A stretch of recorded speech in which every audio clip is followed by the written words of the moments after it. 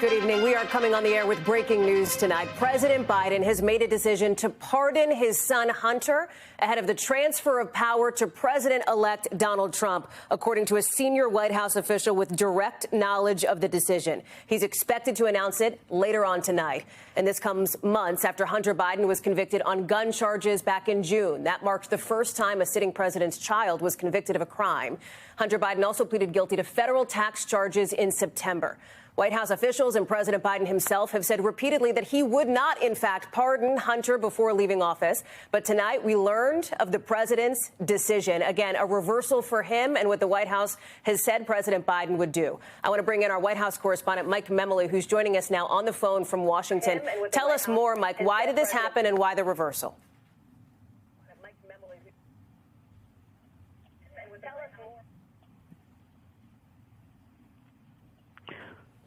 Well, Hallie, this marks a reversal of what has been the public posture of the White House for months.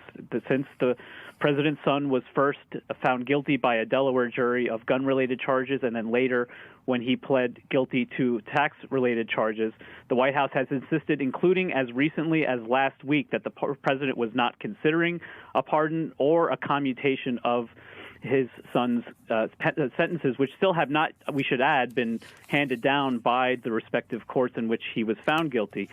But what we understand to have taken place is a series of conversations, father and son, that included just this past weekend in Nantucket. I was with the president in Nantucket this weekend. He has spent the Thanksgiving holiday there with his family for decades, but this weekend was just him, the First Lady, Dr. Jill Biden, his son Hunter and his family, as well as his daughter Ashley.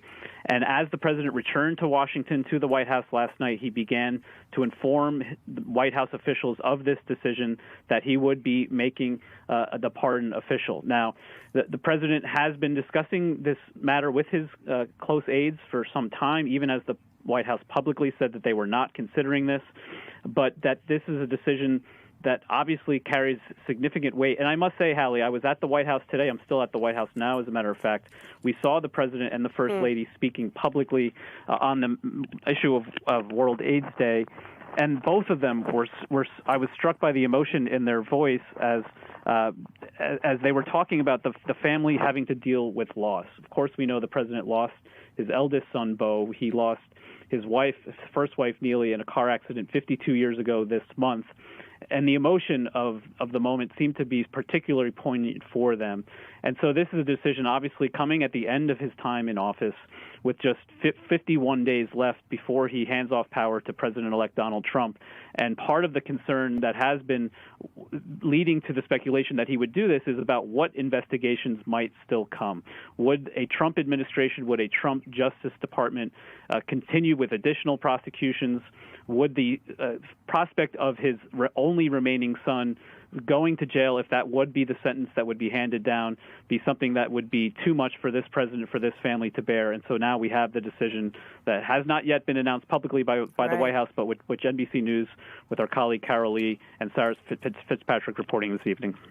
Mike, I know there was a bit of a sort of technical delay here, but I'm going to try again. I want to ask you this. We know that the sentencing for Hunter Biden was set to be in just a couple of weeks, December 12th and December 16th, on those two separate cases. To be clear, this pardon would cover both of those convictions, right? Both the conviction and the guilty plea, yes?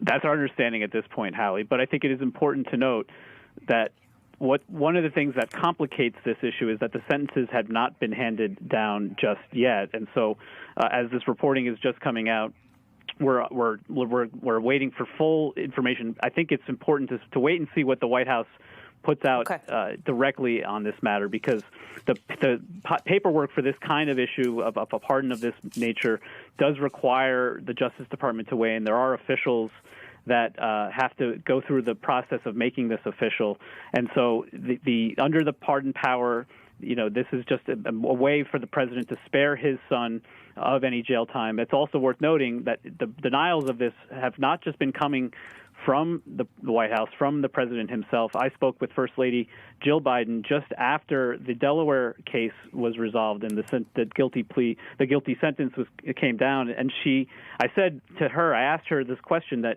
your husband has the power to spare your son of this fate, this potential jail time. Don't you wish that he could exercise this power? And she said to me that we respect the rule of justice in this country, and that was not something they were contemplating. So this has been, as the president was weighing the re-election campaign, the fate of his family was something that they considered about whether to seek a second term. As he waged that campaign, there was a number of developments in this case, including, remember, that plea that was originally meant to resolve this, in which he would plead guilty to both charges in 2023 to avoid the trial from even happening. That plea deal fell apart. He had to then go through a grueling trial, the First Lady present in the courtroom every day, almost every day during that trial. The jury of Biden's own hometown of Wilmington, Delaware, coming down with that guilty plea, and then just weeks later, the president had that fateful debate against Donald Trump. And so the story of President Biden is one in which, as he himself says, family is the beginning, the middle, and the end. And now you have the president in his final days of office taking this action, which a president has that unique prerogative, that unique power of the presidential pardon, to take this burden off of his son. It's a decision that it has been so complicated, but one that the president has ultimately decided and made after spending the last few days, this holiday period, with his family in Nantucket.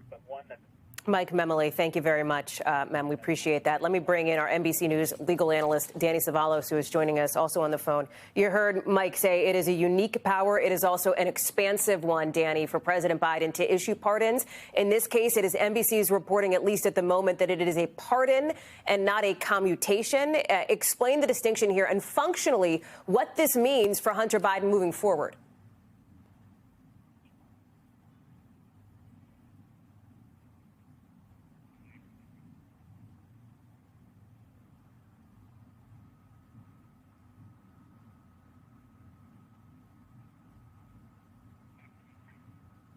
We're going to work on getting Danny's phone line figured out there as he is joining us now. Again, this news developing in just the last couple of minutes here. And so to reiterate to folks, according to a senior White House official with direct knowledge of the decision, President Biden has made a decision to issue a pardon for Hunter Biden, who, again, has faced that conviction, that guilty plea on both the federal gun charges as well as federal tax evasion charges. It is expected, it is anticipated that President Biden will make this announcement official later on tonight.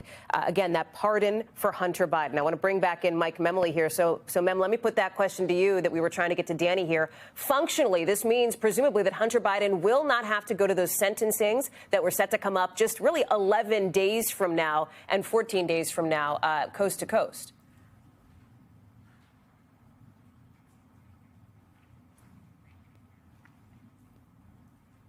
Working out those tech gremlins here. We will, of course, have continuing coverage of this significant decision by President Biden. As you heard our team of reporters and correspondents lay out, including our Kara Lee, Sarah Fitzpatrick, and Monica Alba, who are behind this reporting, President Biden is expected to pardon his son Hunter later on tonight. He has made that decision. You heard Mike Memoli talk about spending the Thanksgiving holiday with his close family. It is a reversal for President Biden, who has long said for months that he would not, in fact, pardon his son. The White House just reiterating this only weeks ago, and yet less than 2 months before that transfer of power to President-elect Trump, we are expecting that news from President Biden tonight. We will have much more coverage right here on NBC News Now, on NBCNews.com, and then, of course, a full wrap-up tomorrow morning on Today. We'll see you then. I'm Hallie Jackson. For all of us here at NBC News, thanks for watching.